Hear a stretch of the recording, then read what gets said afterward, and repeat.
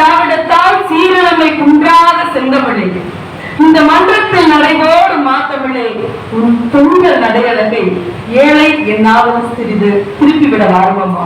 அன்னை தமிழையும் அவையோர் அத்துணை பேரையும் வணங்கி தொடர்ந்து கீழவெண்மணி தனியாக வந்த 1968 ஆண்டு டிசம்பர் மாதம் 25ஆம் தேதி தமிழகத்தினுடைய இந்த நாளின் வரலாற்றை நாம் கடக்க நேர்ந்தால் சோகம் அப்பிய கண்கள் நம்மை ஆற தழுவி கொள்ளும். இன்றைக்கும் அதை பற்றி நினைக்கிற போது ஒருவித பதற்றம் நம் இருதயத்தை பற்றுக்கொள்ளும். ஒட்டுமொத்த தமிழகத்தையே இருள் சூழ்ந்து கொள்ளும். டிசம்பர் என்பது ஒரு ஆண்டின் இறுதி மாதம் மட்டும் கிடையாது. 44 உயிர்களை குடித்து அவர்களுடைய வாழ்க்கைக்கு இறுதி உரை எழுதிய மாதம். ஒவ்வொரு ஆண்டும் டிசம்பர் மாதம் என்பது கிறிஸ்துமஸுக்கான நாள் மட்டும் கிடையாது.